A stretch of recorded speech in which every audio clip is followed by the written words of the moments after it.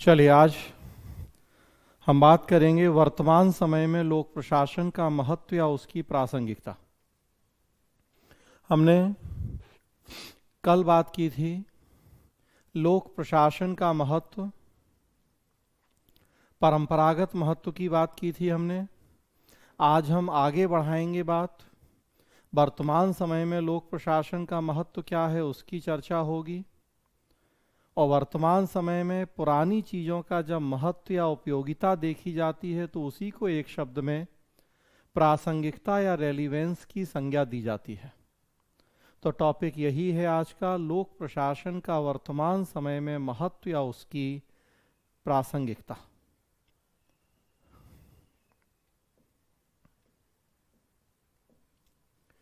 Screen पे देखिए आप लोग,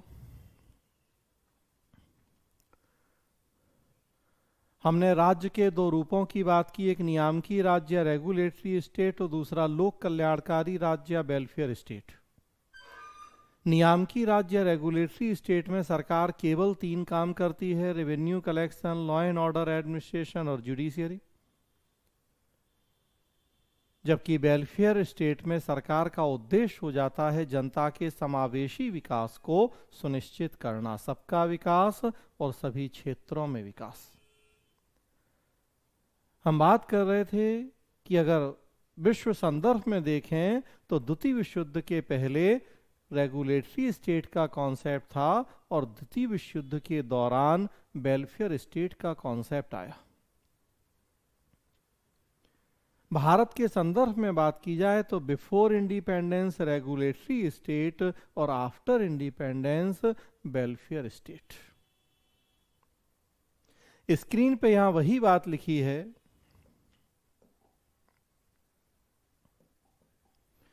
कि 1940 से 80 विश्व संदर्भ में और 1950 से 90 भारत के संदर्भ में लोक कल्याण का स्वर्ण युग कहलाता है, golden era of welfare state.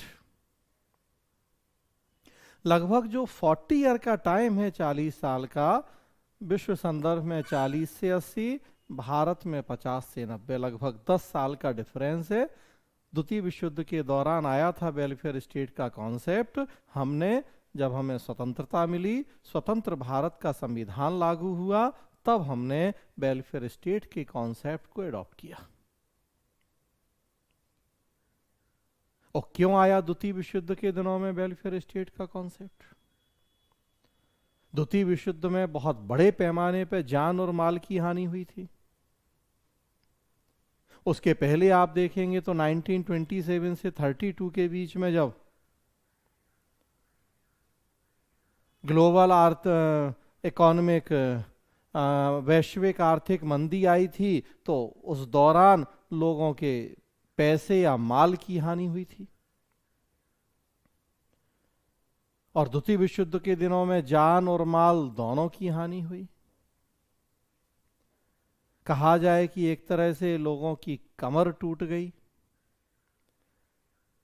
लोग इतने सक्षम नहीं रह गए, उनकी जेब में इतना पैसा नहीं रह गया, इतनी पेइंग कैपेसिटी नहीं रह गई कि वो खुद अपना कल्याण और विकास कर पाए। आज की स्थिति में देखिए आप, कोरोना का दौर है, कितनी विकट स्थिति हो गई कि 8 महीने 7 महीने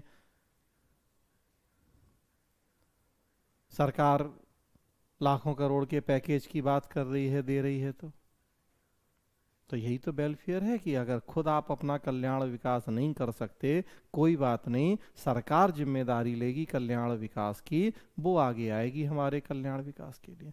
तो फिर ये सेकेंड वर्ल्ड वॉर के दिनों में कॉन्सेप्ट आया वेलफेयर स्टेट का।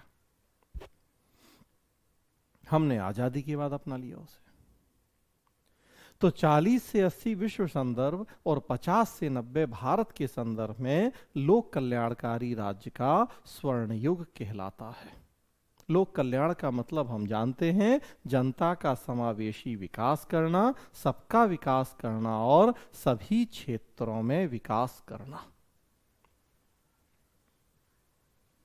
तो दूसरे शब्दों में उसी बात को हम कहें कि जब लोक कल्याणकारी राज्य का स्वर्ण युग था तो उस दौर में जनता अपने कल्याण और विकास के लिए सरकार और सरकारी संस्थाओं के ऊपर निर्भर हो गई।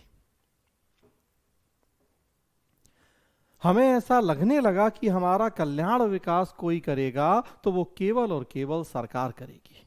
हम तो सक्षम थे नहीं खुद अपना कल्याण विकास करने में। हमारे देश में भी देखें तो जब हमें आजादी मिली, गरीबी, बेरोजगारी, भुखमरी, असमानता, निरक्षरता, जितनी समस्याएं हो सकती हैं सब थी, संसाधन थे नहीं, क्योंकि औपनिवेशिक शासनकाल में शोषण बहुत ज्यादा हुआ था।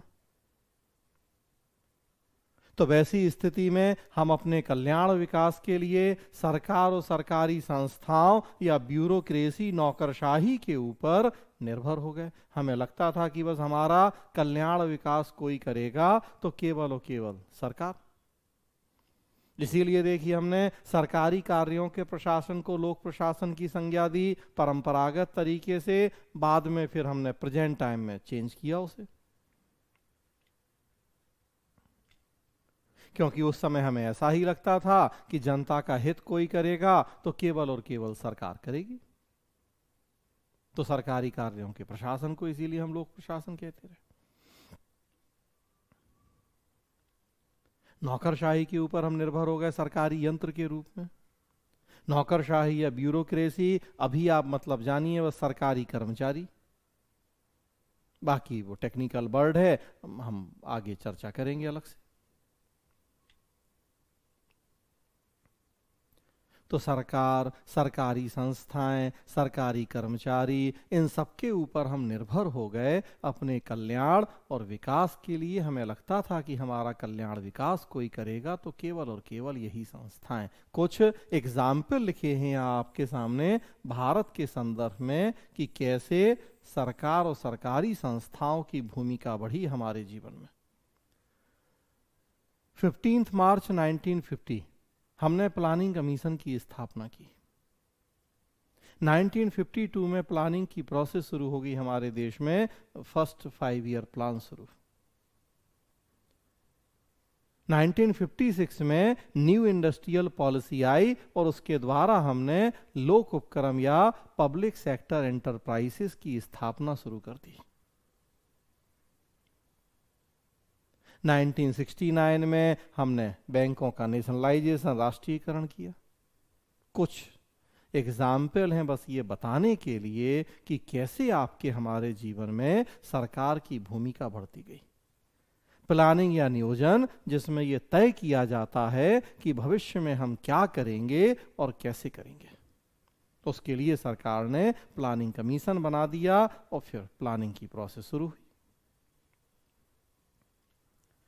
लोक उपक्रम या पब्लिक सेक्टर अंडरटेकिंग्स, जिसमें सरकार प्रमुख व्यावसायिक औद्योगिक गतिविधियों को अपने हाथ में ले लेती है और खुद उनका संचालन करने लगती है, जैसे एयर इंडिया, एमटीएनएल, बीएसएनएल वगैरह।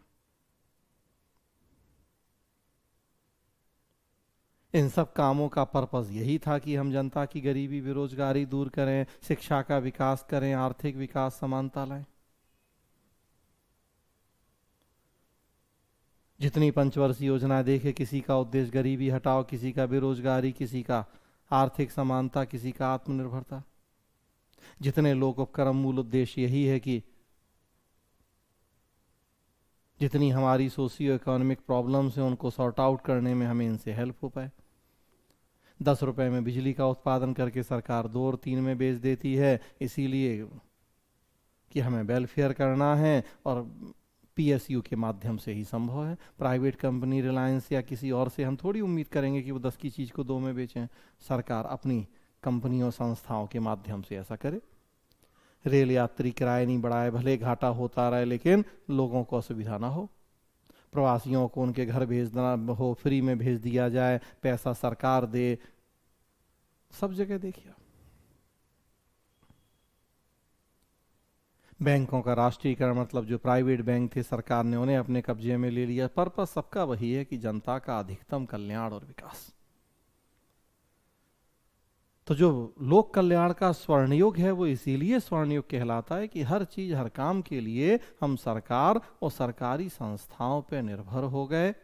लेकिन लेकिन आप देखिए उसी को यहां आगे बढ़ाया गया है कि लेकिन सरकार और सरकारी संस्थाओं में कुछ कमियां थीं, इसलिए निर्धारित उद्देश्यों को प्राप्त करना संभव नहीं हो सका। क्या कमियां थीं? तो करप्शन, रेड टेपिज्म, भ्रष्टाचार की समस्या, लाल फीताशाही की समस्या, गोपनीयता की समस्या, निरंकुशता की समस्या, दूसरे के कामों में हस्तक्षेप की समस्या, बहुत सारी समस्याएं।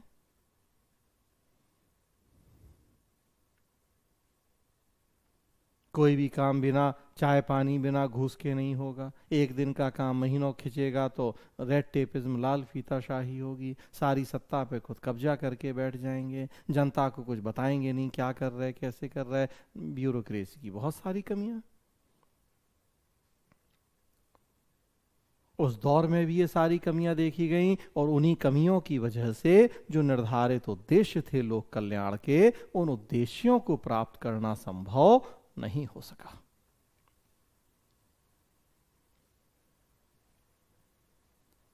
और तब फिर उसी के परिणाम स्वरूप 1980 के दशक में एलपीजी की नीतियों की शुरुआत हो गई। लिबरलाइजेशन, प्राइवेटाइजेशन और ग्लोबलाइजेशन या उदारीकरण, निजीकरण और भूमंडलीकरण की नीतियों की शुरुआत हो गई 1980 के दशक में। हम बात कर रहे थे ब्रिटेन के प्रधानमंत्री मार्गरेट थेचर, ब्रिटेन की प्रधानमंत्री मार्गरेट थेचर, अमेरिका के राष्ट्रपति रोनाल्ड रीगन, उन सबके कार्यकाल में एलपीजी की नीतियों की शुरुआत हुई। निजी कंपनियों की भूमिका को बढ़ाने पर जोर दिया गया, उसमें देशी भी हों विदेशी कंपनियां भी हों, नियम कानूनों को लचीला बनाया जाए, ये सब नीतियां शुरू हुई। एलपीजी की नीतियां आई तो क्या हुआ? राज्य, सरकार, नौकरशाही, लोक प्रशासन, इन सबकी भूमिका में कटौती की गई। सब एक दूसरे से जुड़ी हुई संस्थाएं हैं। किसी समाज या समुदाय की जो पॉलिटिकल स्ट्रक्चर, राजनीतिक संरचना है, वो स्टेट है, राज्य है। राज्य के 4 तत्वों में एक तत्व सरकार या गवर्नमेंट है। सरकारी कार्यों का प्रशासन पब्लिक एडमिनिस्ट्रेशन है, लोक प्रशासन है। और जो सरकारी कर्मचारी हैं, गवर्नमेंट एम्प्लॉइज, ऑफिशियल्स, उनको हम ब्यूरोक्रेसी या नौकरशाही कह रहे हैं। सब एक दूसरे पर निर्भर हैं। हमने इन सबकी भूमिका में कटौती पर बल दिया। एलपीजी का मतलब कि भाई प्राइवेटाइजेशन करना है, निजी कंपनियों की भूमिका बढ़ानी है, तो स्वाभाविक सी बात है कि सरकार और सरकारी कंपनियों या लोक प्रशासन की भूमिका को कम करना है। तो जो ये सारी संस्थाएं थीं, राज्य सरकार, लोक प्रशासन, इनकी भूमिका में कटौती शुरू हुई।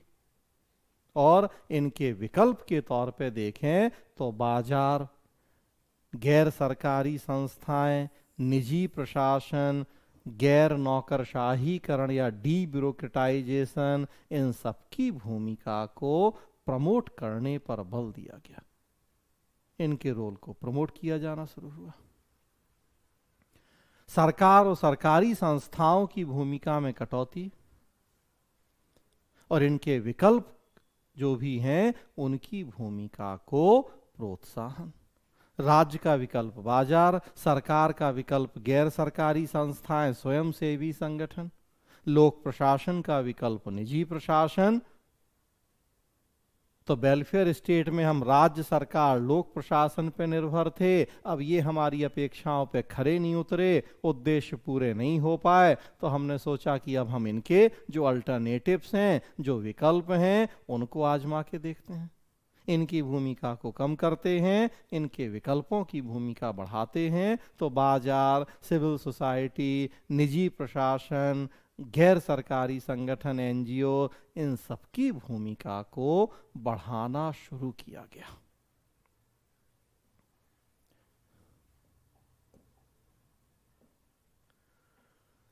सरकार और सरकारी संस्थाओं की भूमिका में कटौती, बाजार, गैर सरकारी संगठन, निजी कंपनियों की भूमिका में प्रोत्साहन, अगर इसको हम एक शब्द या एक फ्रेज में कहें तो इसे हमने नाम दिया role back of the state, या राज्य का पीछे हटना। Role back of the state, राज्य का पीछे हटना, या थोड़ा सा कठिन हिंदी का प्रयोग करें तो राज्य का पश्च बेलन, पश्च मतलब पीछे, बेलन मतलब हटना, रोल बैक। तो राज्य सरकार, सरकारी संस्थाएं, उन सबकी भूमिका में कटौती, उनके विकल्पों की भूमिका को प्रोत्साहन, इसे एज ए पॉलिसी हमने नाम दिया role back of the state. तो हम कह सकते हैं कि 80s में role back of the state शुरू हुआ। और क्यों शुरू हुआ? तो कारण हम देख रहे हैं कि सरकार और सरकारी संस्थाएं अपने उद्देश्यों की प्राप्ति में सफल नहीं हो पाए। हमारे देश में ही देखिए, गरीबी, बेरोजगारी, भुखमरी, असमानता, लिटरेसी जो 1950 में था, सब 1990 में भी था। कौन सी ऐसी समस्या है जो 1950 में रही हो 1990 में ना रही हो? तो जब वो समस्याएं समाधान ही नहीं हुआ, जब वो उद्देश्य पूरे ही नहीं हुए, तो फिर सरकार, सरकारी संस्थाओं से हमारा मोह भंग होना शुरू हो गया। हमने उनकी भूमिका में कटौती शुरू कर दी, विकल्पों की भूमिका को बढ़ाना शुरू कर दिया। Role back of the state, और स्वाभाविक सी बात है, जब role back of the state हुआ तो इसी के परिणाम स्वरूप लोक प्रशासन की प्रासंगिकता पे प्रश्न चिन्ह लग गया।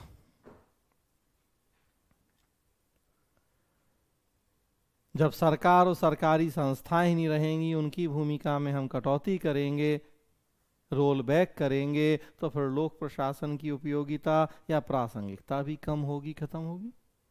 सब एक दूसरे से जुड़े हम देख रहे हैं, राज्य सरकार, लोक प्रशासन, नौकरशाही, एक जाएगा तो दूसरे को तो जाना ही है। भाई जब राज्य ही नहीं रहेगा तो सरकार कहां से? राज्य का ही तो एक तत्व सरकार है। और जब सरकार ही नहीं होगी तो लोक प्रशासन कहां से? सरकारी कार्यों का प्रशासन लोक प्रशासन है। तो लोक प्रशासन की प्रासंगिकता या उसके महत्व, उसके इंपॉर्टेंस, उसकी रेलिवेंस के ऊपर क्वेश्चन मार्क लग गए।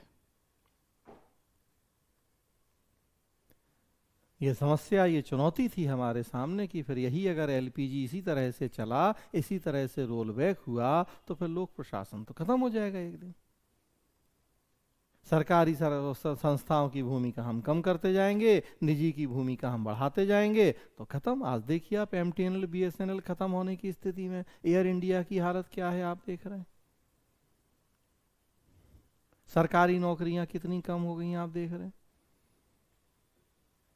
तो अभी आज पे तो हम आएंगे धीरे धीरे, लेकिन एग्जाम्पल समझने के लिए ये हमने उसी 80s से कर दिया। हमारे देश में भाई हम देख रहे हैं कि वो 90s से हुआ। 40 से 80 वर्ल्ड कॉन्टेक्स्ट, इंडिया में 50 to 90, तो हमने वो 10 साल का अंतर डिफरेंस चल रहा है। तो लोक प्रशासन की प्रासंगिकता पे प्रश्न चिन्ह लगा, और तब उसी कॉन्टेक्स्ट, उसी संदर्भ में 1988 में अमेरिका में सेकेंड मिन्नोब्रुक कॉन्फ्रेंस बुलाई गई। द्वितीय मिन्नोब्रुक सम्मेलन का आयोजन हुआ अमेरिका में। फर्स्ट मिन्नोब्रुक कॉन्फ्रेंस हुई थी 1968, 1968 में। उसकी बात अलग से होगी बाद में, अभी यहां हमें मतलब है थोड़ा सा सेकेंड मिन्नोब्रुक कॉन्फ्रेंस, द्वितीय मिन्नोब्रुक सम्मेलन से जो 1988 में हुआ। अमेरिका में एक यूनिवर्सिटी है सायरा क्रूज यूनिवर्सिटी, उसका कॉन्फ्रेंस सेंटर है मिन्नोब्रुक कॉन्फ्रेंस सेंटर, वहां कॉन्फ्रेंस हुई। अब तक 3 कॉन्फ्रेंस हो गई हैं। 68 में फर्स्ट कॉन्फ्रेंस, 88 में सेकेंड और 2008 में थर्ड मिन्नोब्रुक कॉन्फ्रेंस।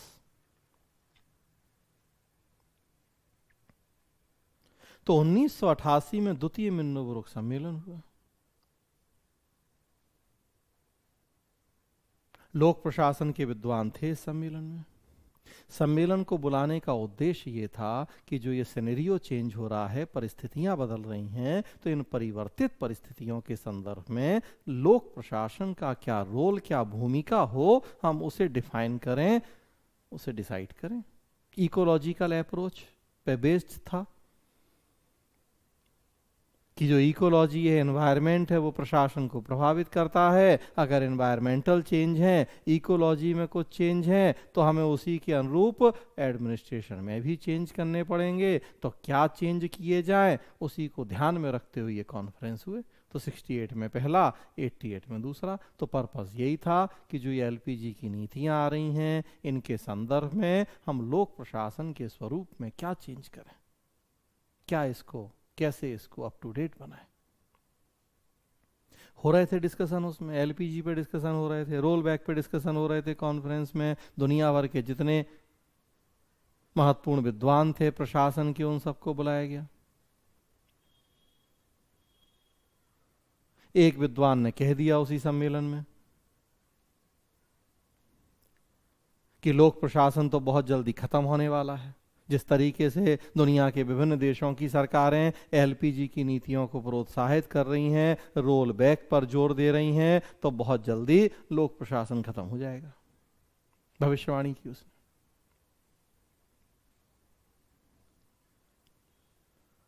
ड्वाइट वार्लो ने जवाब दिया तब उसकी बात का, वही ड्वाइट वार्लो जिनकी बात हम कल भी कर रहे थे। 48 में उन्होंने एडमिनिस्ट्रेटिव स्टेट या प्रशासी राज्य की संकल्पना दी थी। वो थे इस कॉन्फ्रेंस में भागीदार।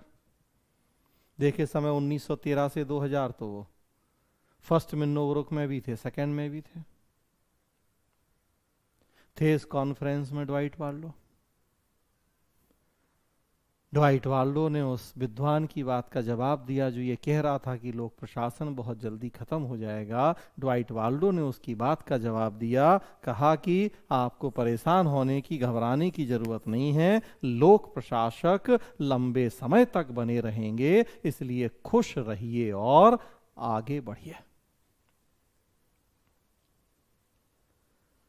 लोक प्रशासक लंबे समय तक बने रहेंगे, इसलिए खुश रहिए और आगे बढ़िए। आप लोगों को डरने या घबराने की कोई जरूरत नहीं है। लोक प्रशासन कभी खत्म होने वाला नहीं है। देखिए आप, ड्वाइट वार्लो ने 48 में प्रशासी राज्य एडमिनिस्ट्रेटिव स्टेट का कॉन्सेप्ट दिया था, जिसमें उन्होंने कहा था कि हम राज्य की कल्पना बिना प्रशासन के नहीं कर सकते। और फिर इतनी बड़ी बात वो कह रहे थे कि भले एलपीजी हो, भले रोल बैक हो, लेकिन फिर भी आप लोगों को घबराने या परेशान होने की जरूरत नहीं है। लोक प्रशासक लंबे समय तक बने रहेंगे, इसलिए खुश रहिए और आगे बढ़िए। मतलब आप डरे नहीं, निश्चिंत रहे। जब सभ्यता से लेके आज तक कुछ नहीं हुआ है इसका, तो अब क्या हो जाएगा। इतने उतार चढ़ाव, सैकड़ों हजारों साल, कभी ऐसा नहीं है कि जब प्रशासन का अस्तित्व ना रहा हो। हाँ, मात्रा में, स्वरूप में चेंज भाई वो तो अब इकोलॉजिकल अप्रोच के अकॉर्डिंग होगा, लेकिन हमेशा से रहा प्रशासन, तो अभी भी वही रहेगा। हो सकता नेचर बदलेगा, हो सकता उसका रोल बदलेगा, लेकिन हम ये कहें कि प्रशासन खत्म हो जाएगा, तो ये ठीक नहीं है कहना। लोक प्रशासन हमेशा बना रहेगा, लोक प्रशासक हमेशा बने रहेंगे। तो खुश रहिए, आगे बढ़िए।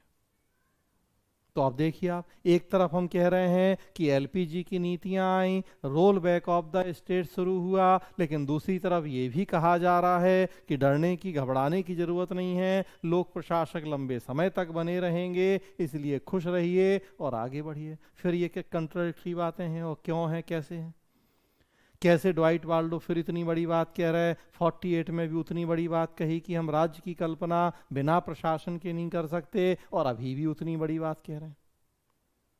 फिर हमें ड्वाइट वाल्डो की इसी बात को डिस्कस करना है, व्याख्या करनी है। कल भी हमने ड्वाइट वाल्डो के प्रशासी राज को ही डिस्कस किया, तो लोक प्रशासन का महत्व देखा परंपरागत, और अभी भी हम ड्वाइट वाल्डो की बात का ही फिर डिस्कस करेंगे, फिर देखेंगे कैसे उन्होंने इतनी बड़ी बात कह दी।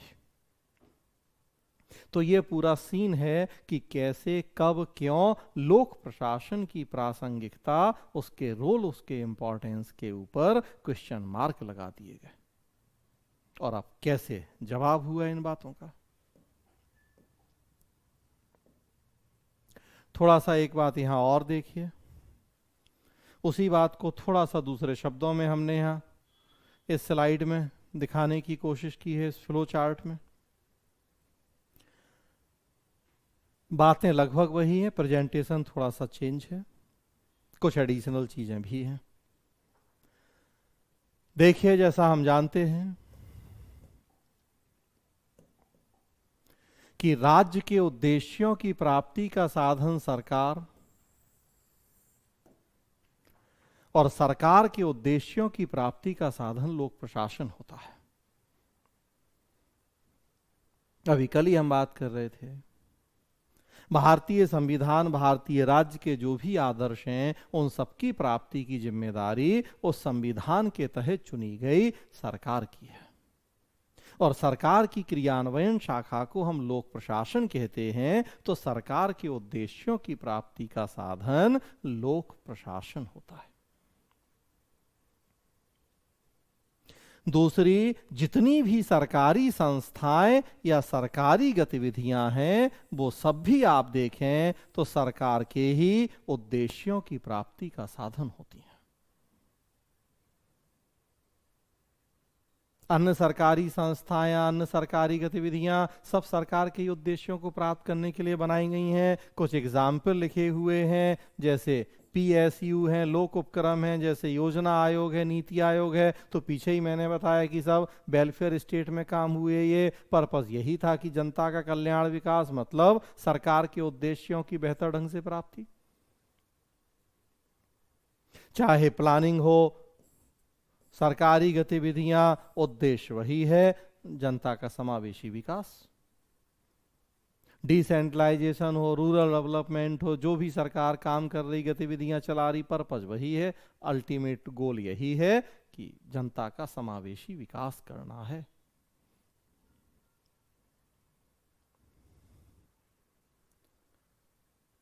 तो राज्य के उद्देश्यों की प्राप्ति का साधन सरकार, सरकार के उद्देश्यों की प्राप्ति का साधन लोक प्रशासन, या जितनी भी अन्य सरकारी संस्थाएं और सरकारी गतिविधियां हैं, वो सब लोक प्रशासन का ही हिस्सा। यहाँ ये बात भी ध्यान रखना है कि लोक प्रशासन से हटके कोई भी अन्य सरकारी संस्था या गतिविधि नहीं होती है। सरकारी कार्यों के प्रशासन को ही लोक प्रशासन कहा जाता है। फिर भी हम अन्य सरकारी संस्था और अन्य सरकारी गतिविधि वर्ड का इस्तेमाल केवल इसलिए कर रहे हैं कि आपको बात ज्यादा क्लियर हो।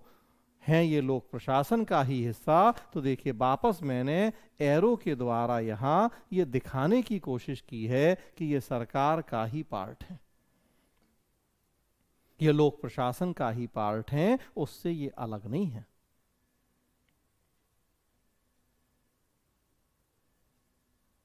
अलग से बस इसलिए दिखा रहे हम यहाँ योजना आयोग, लोक उपक्रम, नियोजन कि हमसे अलग से कई बार ये भी पूछा जाता है कि आप योजना आयोग की प्रासंगिकता बताइए। योजना आयोग खत्म हो गया, लेकिन मतलब उस तरह की संस्था की प्रासंगिकता, तो नीति आयोग की प्रासंगिकता बताइए। लोक उपक्रमों की वर्तमान समय में प्रासंगिकता बताइए। नियोजन की प्रक्रिया की वर्तमान समय में प्रासंगिकता बताइए। तो बस यहां हम ये बताना चाह रहे हैं कि जो लोक प्रशासन की प्रासंगिकता है, वही नियोजन की प्रासंगिकता, वही लोक उपक्रम की, क्योंकि अल्टीमेटली सब सरकारी संस्थाएं हैं, सब उसी लोक प्रशासन का ही पार्ट है।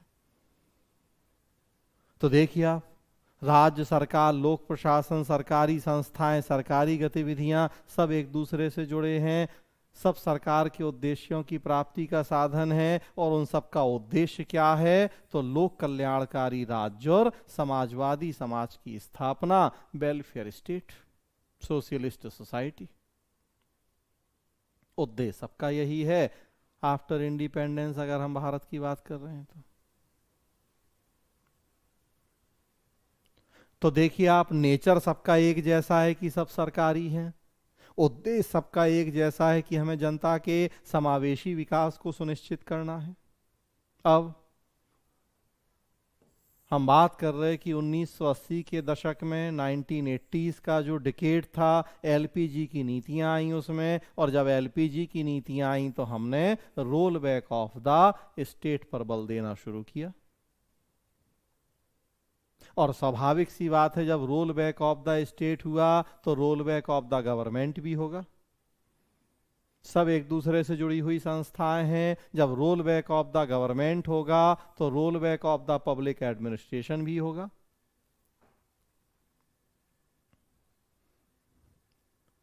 या किसी भी सरकारी संस्था का रोल बैक होगा,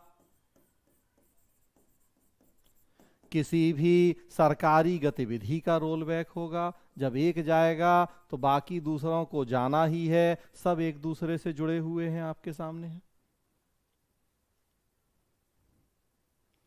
तो वो कहा जा रहा है role back of the state, लेकिन उसका मतलब role back of the government है, उसका मतलब role back of the public administration है, या किसी भी अन्य सरकारी संस्था और सरकारी गतिविधि के रोल बैक की बात हो रही है।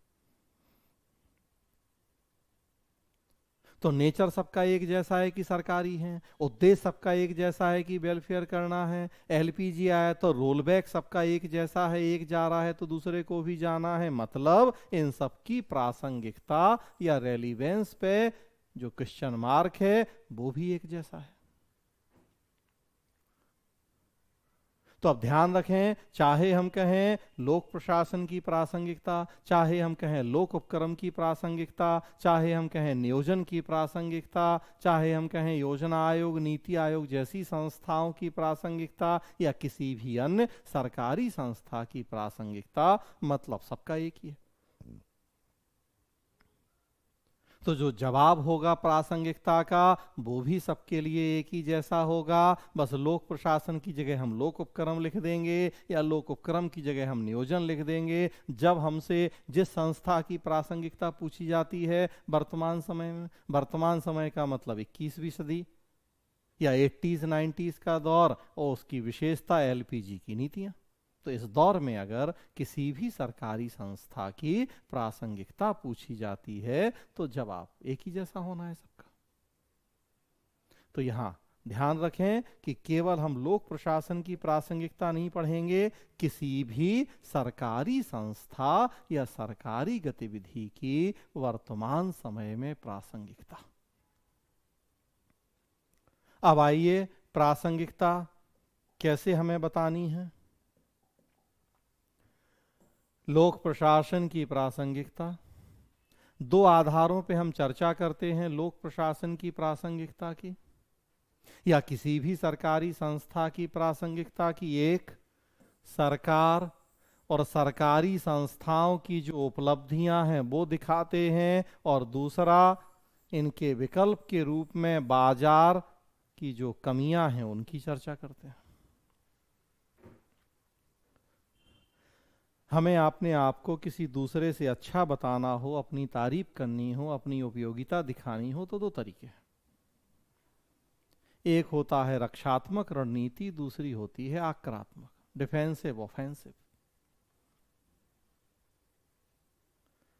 रक्षात्मक मतलब हम अपनी कुछ अच्छाइयाँ बताएं, अपनी कुछ तारीफ करें, हम ऐसे हैं, हम वैसे हैं, तो इसलिए भाई आपको हमारी ज़रूरत है, हमारे बिना आपका काम नहीं चलेगा।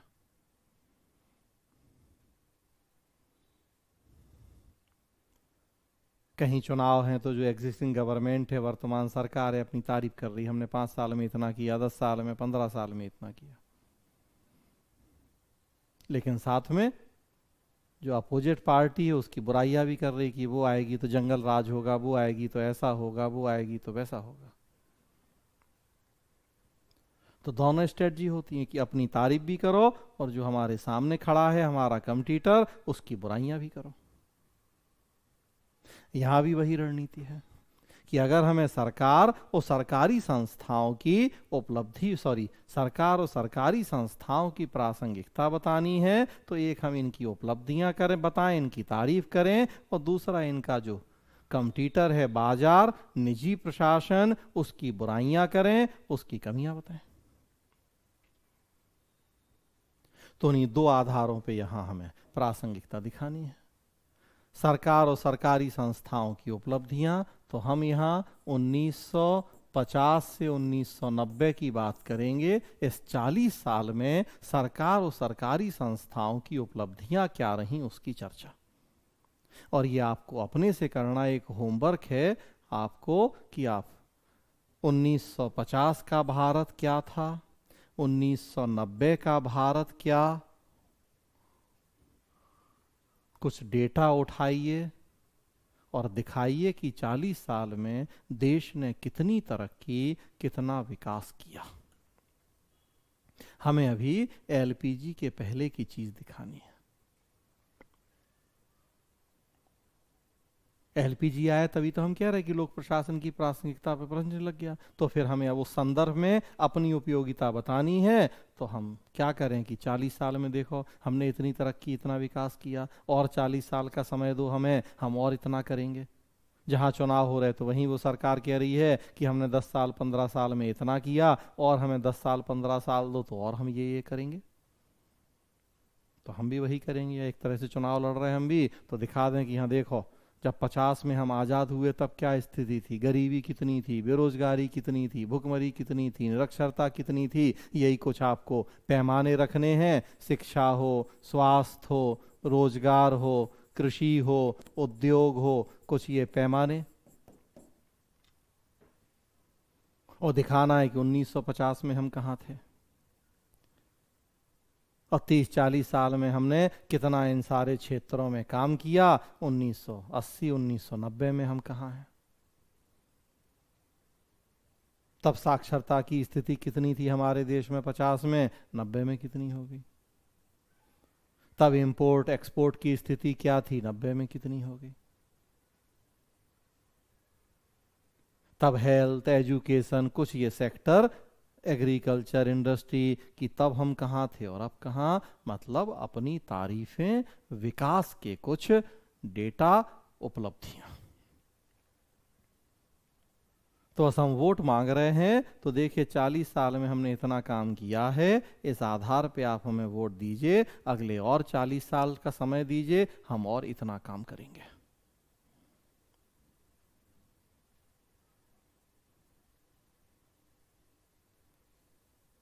तो पहली तो अप्रोच ये है कि सरकार और सरकारी संस्थाओं या लोक प्रशासन की उपलब्धियां बता के हम ये दिखाते हैं कि हमारी उपयोगिता या प्रासंगिकता क्या है। और दूसरा फिर हमें अपने सामने वाले की कमियां बतानी है, हमारा जो कंपटीटर है उसकी बुराइयां। कि चलो मान लिया हम में कमियां हैं, हम दूध के धोले नहीं हैं, हम सारे काम नहीं कर पाए जो हमें करने चाहिए थे, लेकिन जो हमारा कंपटीटर है वो तो और बुरा है। क्या आपको लग रहा है कि वो ज्यादा बेहतर ढंग से काम कर पाएगा? वो आएगा तब तो जंगल राज आ जाएगा, वो आएगा तब तो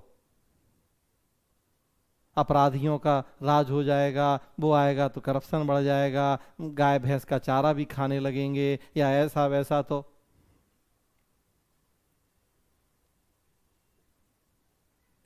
अगर हम बुरे हैं, पहली बात तो उतने बुरे नहीं हैं, और अगर हम बुरे हैं तो जो हमारा कंपटीटर है वो तो हमसे डबल बुरा है, दुगना बुरा है। तो फिर अब जो कम बुरा है उसी को तो चुनना समझदारी है ज्यादा बुरे से। तो पहली बात तो हम अच्छे हैं, हम नहीं कह रहे कि हम बुरे हैं, लेकिन अगर आपको ऐसा लगता भी है तो देख लो कि कम बुरा कौन है। तो अगर हम प्राइवेटाइजेशन कर रहे हैं, निजी कंपनियों की भूमिका बढ़ा रहे हैं, तो देख लो आप कि निजी की कमियां तो और ज्यादा गंभीर हैं। एक तरफ आप हमारी कमियां रख लो, सरकार और सरकारी संस्थाओं की, दूसरी तरफ आप निजी की कमियां रख लो, तो निष्कर्ष यही निकलेगा कि सरकार और सरकारी संस्थाएं अच्छी हैं। निजी की कमियां ऐसी हैं जो तो हम झेल ही नहीं सकते, सरकार की तो झेल भी लें एक बार। तो अब हमें बाजार की कमियां बतानी होती हैं, जिसे अर्थशास्त्र की भाषा में बाजार विफलता की संज्ञा दी जाती है। तो बाजार की कुछ कमियां, क्रिटिसाइज करें बाजार को, निजी कंपनियों को, उनकी आलोचनाएं। वो यहां कुछ आलोचनाएं स्क्रीन पे आपको दिख रही हैं।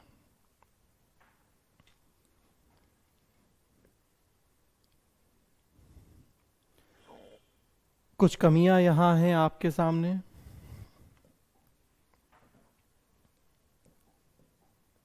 सबसे पहली कमी लिखी है नीड एंड सप्लाई। संक्षेप में लिखा गया है, व्याख्या करके हम समझेंगे इन एक एक बातों को। यहां बस हम कीवर्ड लिखते हैं स्लाइड में।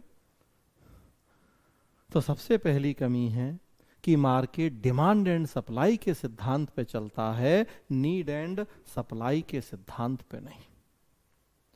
दो सिद्धांत हैं अर्थशास्त्र में, एक मांग और आपूर्ति, जो अक्सर आप पढ़ते सुनते हैं, डिमांड एंड सप्लाई, लेकिन और एक सिद्धांत है नीड एंड सप्लाई, आवश्यकता और आपूर्ति।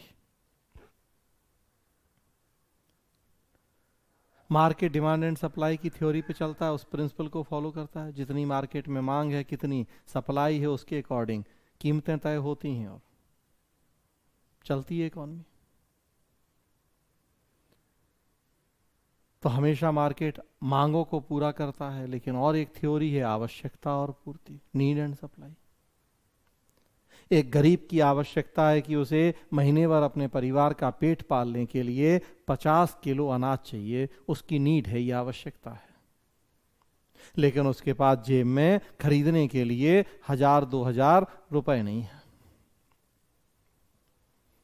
जरूरत है 50 किलो अनाज, लेकिन जेब में पैसा नहीं है, मुद्रा नहीं है। तो क्या मार्केट उसकी पूर्ति करेगा? कभी नहीं।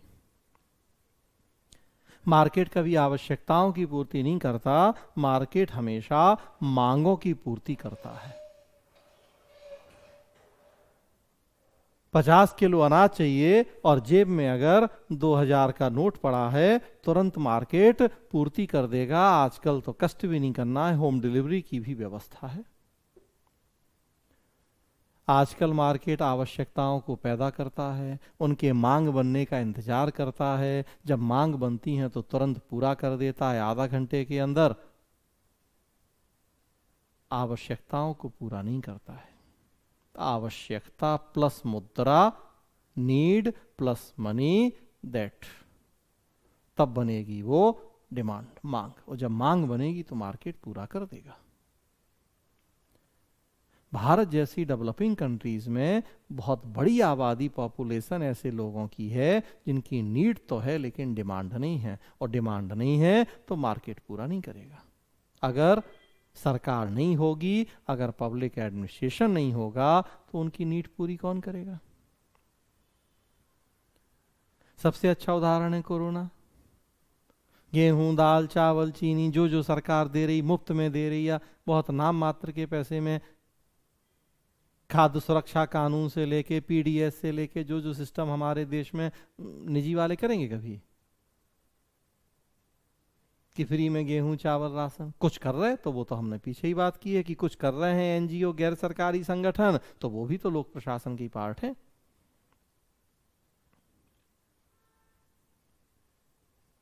तो जब तक गरीब हैं, जब तक नीड्स हैं, तब तक उनकी पूर्ति के लिए लोक प्रशासन की जरूरत है, हमें सरकार और सरकारी संस्थाओं की जरूरत है। हम निजी के भरोसे नहीं रह सकते। इसी तरह की कुछ बातें यहां हैं। दूसरा देखिए, बाहरी अलाव। मार्केट के कुछ बाहरी अलाव या हानि होती है, नुकसान होते हैं उसके, डिसएडवांटेज, लॉस। जैसे पॉल्यूशन, प्रदूषण की समस्या। मार्केट को केवल अपना प्रॉफिट देखना है, समाज पे, सोसाइटी पे, एनवायरनमेंट पे उसका क्या इम्पैक्ट है उसे मतलब नहीं है। पेड़ कट रहे हैं, नदियां नाला बन रही हैं, एयर पॉल्यूशन हो रहा है या साउंड पॉल्यूशन या कुछ भी, मार्केट को फर्क नहीं है, बस उसका प्रॉफिट होना चाहिए। इन्हें कहा जाता है मार्केट के एक्सटर्नल लॉज या बाहरी लाभ। इन्हें कंट्रोल करने के लिए जरूरत होती है हमें सरकार और सरकारी संस्थाओं की। एनजीटी वगैरह देखिए वो कंट्रोल कर रहे हैं, ना हो ये सारी संस्थाएं तो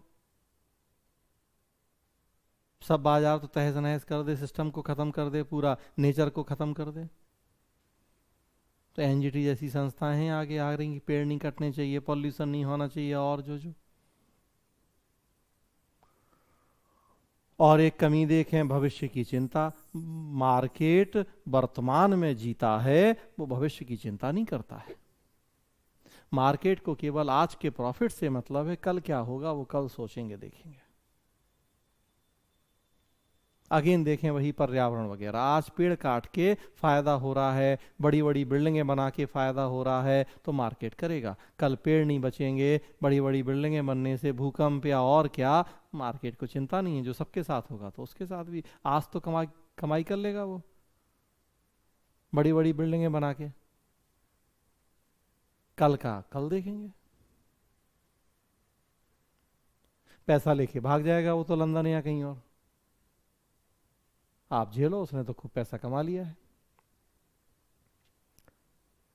पेट्रोल, डीजल, बहुत सारे ऐसे प्रकृति प्रदत्त पदार्थ हैं जो बहुत जल्दी खत्म हो जाएंगे, खत्म होने वाले हैं। मार्केट के ऊपर छोड़ दें तो वो तो आज ही सारी दुनिया का पेट्रोल डीजल बेच दे, कोयला बेच दे, अगर उसका बस चले तो, अगर उसे प्रॉफिट हो रहा है तो।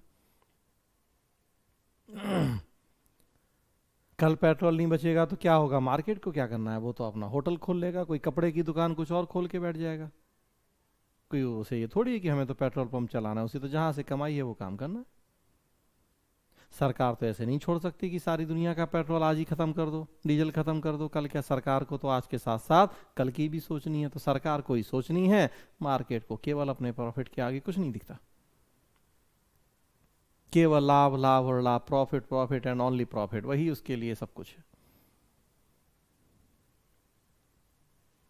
तो कई सारी ऐसी कमी है। मार्केट कंपटीशन पे बेस्ड होता है। कंपटीशन कब हेल्दी की जगह अनहेल्दी हो जाता है, अस्वस्थ गलाकाट प्रतिस्पर्धा होने लगती है और ये नुकसान पहुंचाती है। अनावश्यक लड़ाई झगड़े वो कहीं भी देख लीजिए आप, चाहे टेलीकॉम कंपनियों की लड़ाई झगड़े हों, चाहे एविएशन सेक्टर हो, कहीं भी अनहेल्दी कंपटीशन। विवाद चल रहा है रिलायंस, फ्यूचर ग्रुप या उनका अमेजोन से विवाद या जो भी, तो कहीं ना कहीं हेल्दी भी हैं कई, लेकिन कई अनहेल्दी भी हैं। जियो ने कई कई महीने तक फ्री सेवाएं देके एयरटेल को और उन सबको कितना कम कर दिया, और अपना 3 साल 4 साल में इतना बड़ा मार्केट खड़ा कर लिया।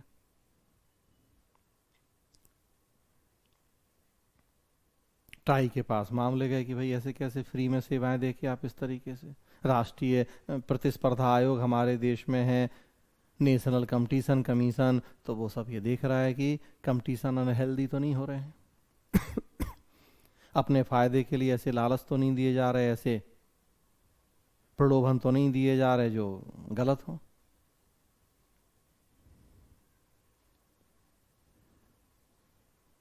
कोचिंग संस्थान ही अब अभी देख रहे थे कि वो जो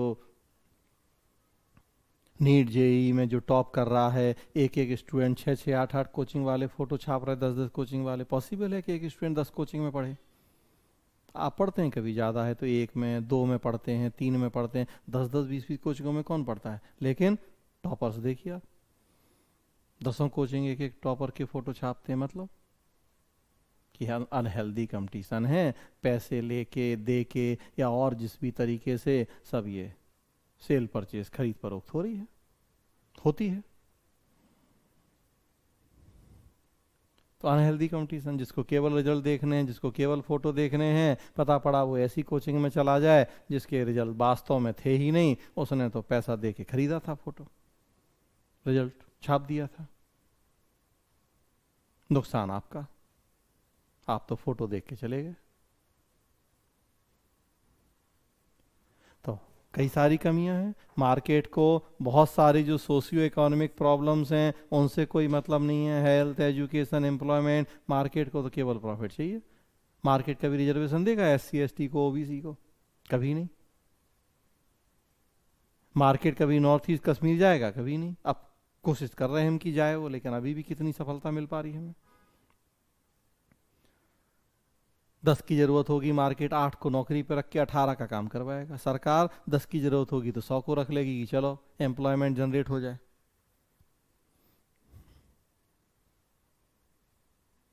बहुत सारे ऐसे काम हैं जो हम नहीं सौंप सकते मार्केट को। रक्षा है, अंतरिक्ष है, परमाणु ऊर्जा है, कई इस तरह के काम हैं जो देश की यूनिटी से जुड़े हैं, एकता अखंडता से जुड़े हैं। वो सब काम इतने संवेदनशील हैं कि वो सरकार करे, सरकारी संस्थाएं करें, वही बेहतर हैं। वो सब काम हम बाजार को नहीं सौंप सकते हैं।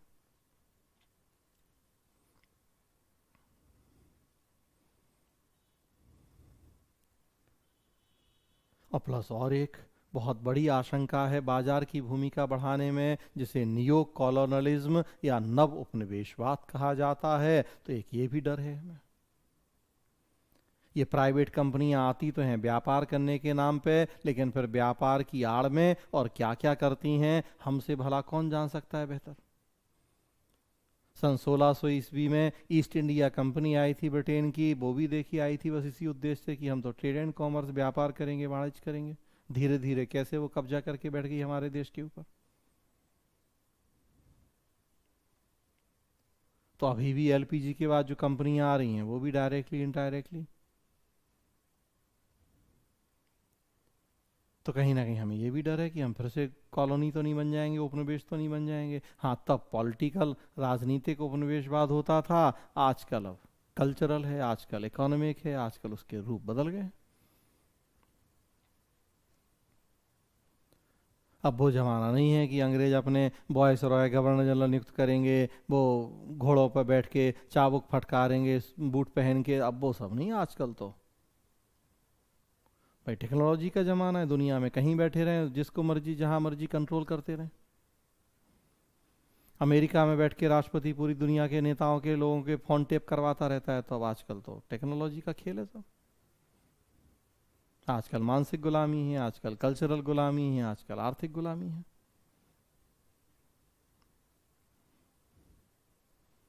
हम अपने दिवाली, दशहरा, करवा चौथ मनाए नहीं मनाए, लेकिन उनके वैलेंटाइन डे और न्यू ईयर और वो सब जरूर मनाने हैं हमें। तो ये भी तो एक तरह की गुलामी ही है, धीरे धीरे ही सही, लेकिन जिस मानसिक गुलामी की तरफ हम बढ़ रहे हैं, अपना कल्चर भूल के उनके कल्चर को अडॉप्ट कर रहे हैं।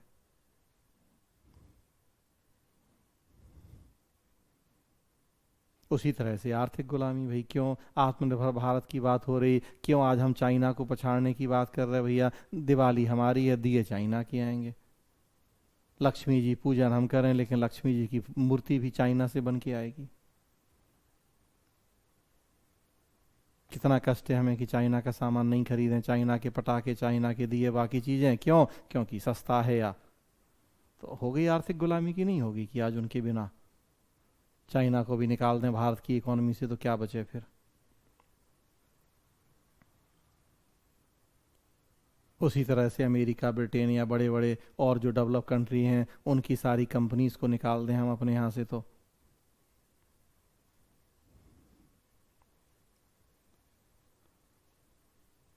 और परिणाम स्वरूप फिर वो दबाव बनाएंगे हमारे ऊपर, तरह तरह के प्रेशर क्रिएट करेंगे, क्योंकि अब उनके इंटरेस्ट जुड़ गए हैं हमसे, हमारे उनसे जुड़ गए हैं। तो अब वो तो कुछ भी ऐसा नहीं होने देंगे जो उनके हितों के खिलाफ हो। तो वहाँ से फिर वो दबाव बनाएंगे हमारी सरकार के ऊपर प्रेशर ग्रुप के रूप में, और वहीं से फिर धीरे धीरे हमारी जो संप्रभुता है, सॉवरेंटी है कि हम अपने फैसले खुद करें, वो नहीं होगा। हमें उनके प्रेशर में डिसीजन लेने पड़ेंगे, जो कि होता ही है फिर।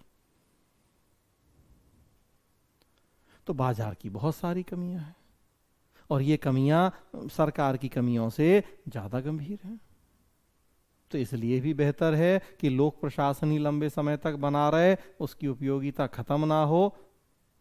निजी कंपनियों को बुलाएं, लेकिन सरकारी को भी बनाए रखें, दोनों के बीच में बैलेंस करें, तालमेल बिठाएं, वही हित में है हमारे।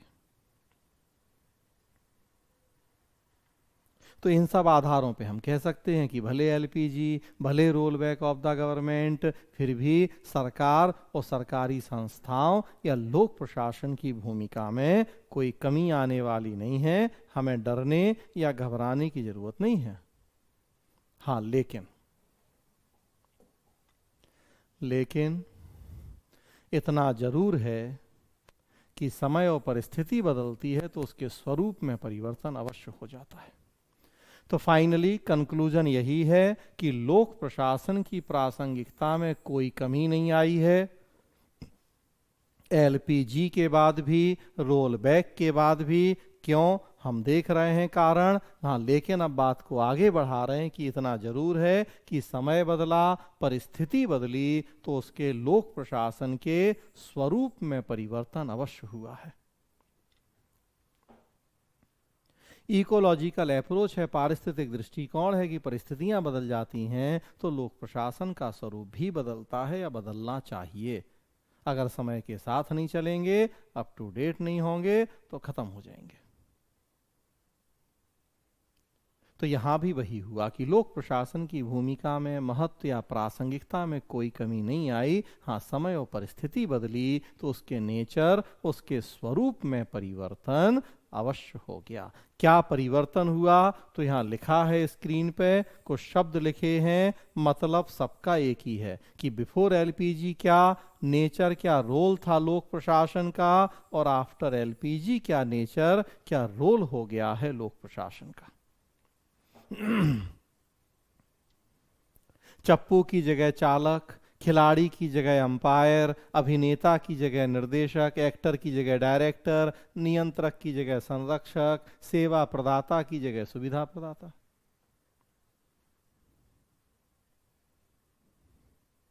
सबका मतलब एक ही है।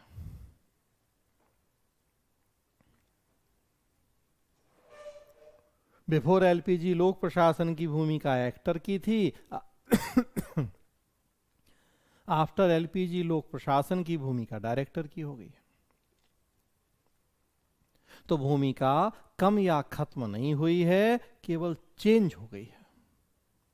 एग्जाम्पल लिखा है, एमटीएनएल बीएसएनएल की जगह ट्राई, एलआईसी की जगह IRDA. MTNL BSNL actor, TRAI director, LIC चप्पू, इल्डा चालक। चप्पू मतलब लकड़ी का डंडा या पतवार जिसके सहारे नाव आगे बढ़ती है, और चालक उस डंडे को पकड़ने वाला नाविक जो डंडे के सहारे नाव को आगे बढ़ाता है। तो चेंज हुई है भूमिका।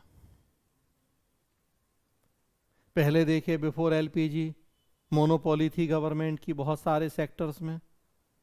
टेलीकॉम सेक्टर ही देखें, एमटीएनएल बीएसएनएल दो गवर्नमेंट कंपनीज थी जो हमारे देश में टेलीकॉम सर्विस प्रोवाइड करती थी हमें।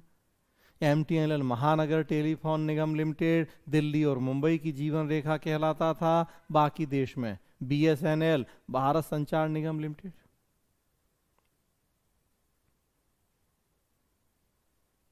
सोच के देखें, बिफोर एलपीजी अगर 100 फोन थे हमारे देश में, दिल्ली में, बंबई में, 100 में से 100 इन्हीं के थे, सरकारी कंपनियों के। मोनोपोली थी, कोई प्राइवेट आ ही नहीं सकता था। आज मान लीजिए 100 में से 1000 फोन हैं, इनके कितने हैं देख लीजिए आप। 100 में 10 भी नहीं है इनके। 40 करोड़ जियो के ग्राहक, लगभग उतने ही बोडा बीआई के, बोडा आइडिया के, थोड़े बहुत कम उतने एयरटेल, लगभग 30 से 40 करोड़, तो लगभग 100 करोड़, 110 करोड़, तो इन्हीं तीन कंपनियों के। अब देख लीजिए कि बीएसएनएल एमटीएनएल के कितने हैं। 100 में से 10 भी नहीं है, मतलब रोल बैक हो गया। यही है role back of the state कि पहले 100 में से 100 थे, मतलब 100% रोल। आज 10 भी मान लें हम तो मतलब 10% बचा वो रोल जो आज से 30 साल पहले 100% था, तो हो गया रोल बैक। और बाकी 90% में आ गई प्राइवेट कंपनियां। लेकिन आप देखिए, जब हमने रोल बैक किया इनका, प्राइवेट कंपनियों को लेके आए, तो हमें ट्राई बनाना पड़ा। पहले ट्राई नहीं था हमारे देश में जब अकेले एमटीएनएल बीएसएनएल थे। लेकिन जब प्राइवेट टेलीकॉम कंपनियां आई तो हमें ट्राई बनाना पड़ा, telecom regulatory authority of India. MTNL BSNL government company थी, वही करती थी जो गवर्नमेंट कहती थी, सीधा कंट्रोल होता था गवर्नमेंट का। इन्हें देखने के लिए, इन्हें रेगुलेट करने के लिए हमें कोई अलग बॉडी नहीं चाहिए पड़ती थी। लेकिन जब प्राइवेट टेलीकॉम कंपनियां आ गईं तो अब उनको रेगुलेट करने के लिए, कंट्रोल करने के लिए हमें ट्राई की जरूरत पड़ी। ट्राई सरकारी है, नाम ही देख रहे हैं आप, टेलीकॉम रेगुलेटरी अथॉरिटी। जितनी टेलीकॉम कंपनियां उन सबको रेगुलेट करेगा। तो देखिए आप, पहले एमटीएनएल बीएसएनएल के रूप में रोल था सरकार का कि 100 फोन थे तो 100 इनके थे। आज ट्राई के रूप में रोल है। ट्राई एयरटेल को, रिलायंस को, वीआई को, जियो को रेगुलेट कर रहा है, मतलब पूरे 100 को तो कर ही रहा है रेगुलेट को। तो 100% रोल तो है गवर्नमेंट का। पहले एमटीएनएल के रूप में, बीएसएनएल के रूप में था, आज ट्राई के रूप में। ट्राई उन 3 को रेगुलेट कर रहा है, 4 को, और वो 4 पूरे 100 को सर्विस दे रहे हैं। तो घूम फिर के पूरे ट्राई का रोल हो ही गया, कंट्रोल हो ही गया। बल्कि मैथमेटिकल दृष्टि से देखें तो रोल बढ़ गया है। पहले 100 फोन थे, 100 में से 100 सरकारी कंपनियों के थे। आज 100 में से 10 सरकारी कंपनियों के हैं, 90 प्राइवेट के। लेकिन ट्राई पूरे 100 को कंट्रोल कर रहा है। तो देख लीजिए आप, ट्राई का रोल 100% और 10% रोल एमटीएनएल बीएसएनएल का। तो देखिए आप, पहले 100% रोल था गवर्नमेंट का, अब 110%। कितनी विरोधाभासी किंतु सही बात है, कॉन्ट्रडिक्शन है लेकिन सही, कि एक तरफ एलपीजी हुआ है, एक तरफ role back of the government हुआ है, लेकिन फिर भी उसका रोल कम होने की जगह बढ़ गया है। कोई आपसे कहे तो आप हंसो कि अरे ये कैसे, लेकिन देखिए सामने है यहाँ। 10% रोल एमटीएनएल बीएसएनएल का मान लें, ट्राई का पूरा 100% है, तो 110% हो गया। पहले तो 100 ही था, अब 110% है। चलिए मान लिया बढ़ा नहीं है, लेकिन यह भी तय है कि घटा नहीं है, चेंज हो गया है। पहले एमटीएनएल बीएसएनएल के रूप में था, अब ट्राई के रूप में। पहले एलआईसी के रूप में था, अब इरडा के रूप में। तो रोल चेंज हो गया। एमटीएनएल बीएसएनएल लकड़ी के डंडे, चप्पू या खिलाड़ी या अभिनेता, और ट्राई इरडा चालक या अंपायर या निर्देशक। देखिए आप, मूवी में एक्टर का भी उतना ही रोल होता है, डायरेक्टर का भी, बल्कि डायरेक्टर का ज्यादा होता है। एक्टर नाचता है, डायरेक्टर नचाता है। एमटीएनएल बीएसएनएल थे एक्टर, ट्राई है डायरेक्टर, नचा रहा है सबको अपनी उंगलियों पे, जियो को भी, एयरटेल को भी, वीआई को भी। बहुत सारे एक्टर एक्ट्रेस आप देखते हैं, हीरो हीरोइन देखते हैं, पहले कई मूवीज में उन्होंने एक्टिंग करी, एक्टिंग की दुकान नहीं चली, डायरेक्टर बन गए, रोल चेंज कर दिया उन्होंने अपना। उन्हें समझ में आ गया कि भाई एक्टिंग हमारे बस की नहीं है, डायरेक्टिंग करते हैं। पहले खुद नाचते थे, आप दूसरों को नचा रहे।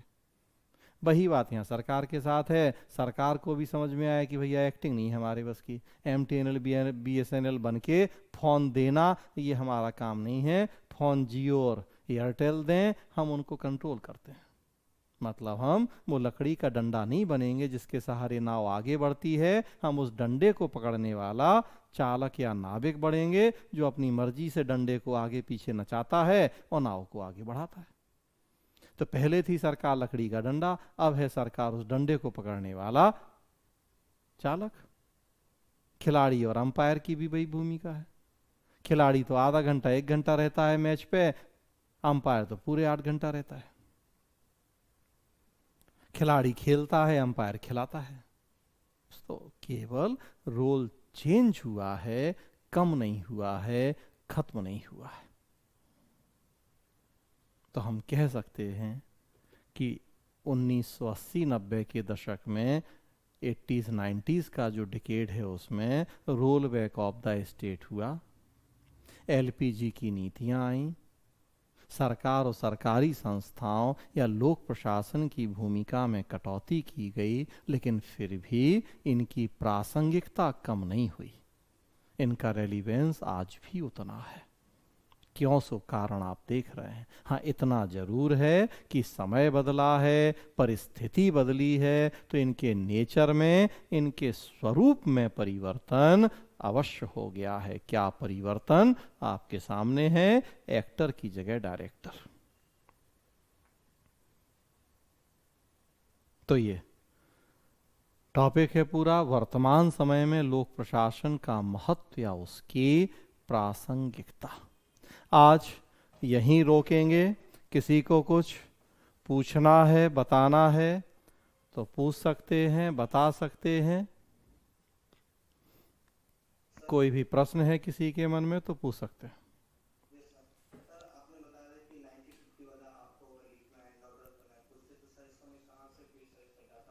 अब खोजिए, आजकल तो बताने की क्या जरूरत है, इंटरनेट पे जो सोचो डालो सब आ जाता है। तो डालिए आप, हेल्थ, एजुकेशन और क्या कहते हैं, एम्प्लॉयमेंट और एग्रीकल्चर और इंडस्ट्री और सब में क्या थी 1950 की स्थिति, क्या आपकी स्थिति है। इतनी सारी किताबें हैं, इकोनॉमी की किताबें हैं, जो उन सब में डेटा है कि भाई कैसे देश ने विकास तरक्की क्या की है, तो निकालिए वहाँ से। हम्म। और कोई कुछ पूछना चाहता है?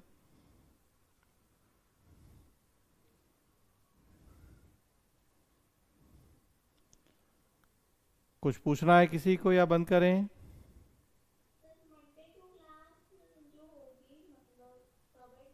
जी।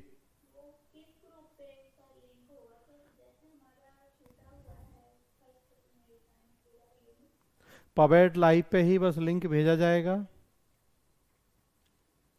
पबेड लाइव जो ग्रुप बना है, प्रभा पबेड लाइव, उस पे लिंक होगी। बाकी कुछ पर्सनल बात है तो वो फिर अलग से आप कर लीजिएगा।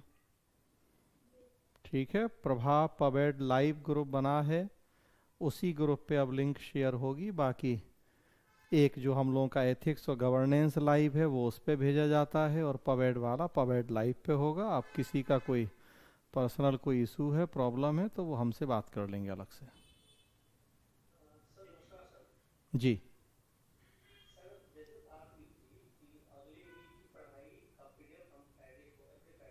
जी। जी हाँ, कल पीडीएफ मिल जाएगा आपको। जी। हाँ, मंडे को टॉपिक पढ़ेंगे हम लोग लोक प्रशासन का विकास।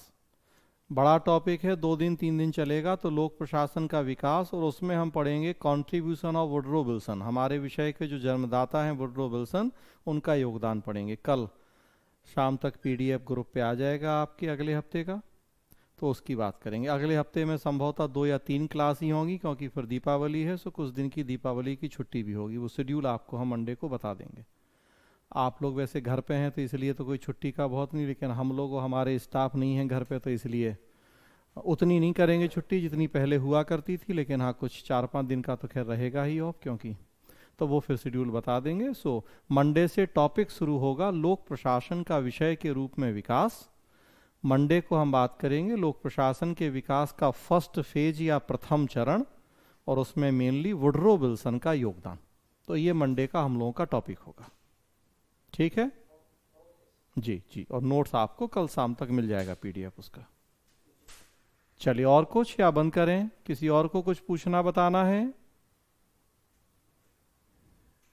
चलिए, तो फिर आज यहीं रोक रहे हैं। मंडे को मिलेंगे हम लोग। टॉपिक लोक प्रशासन का विकास, उसमें प्रथम चरण वुडरो विल्सन का योगदान। चलिए, आप लोग जा सकते हैं। जी, गुड नाइट। जी।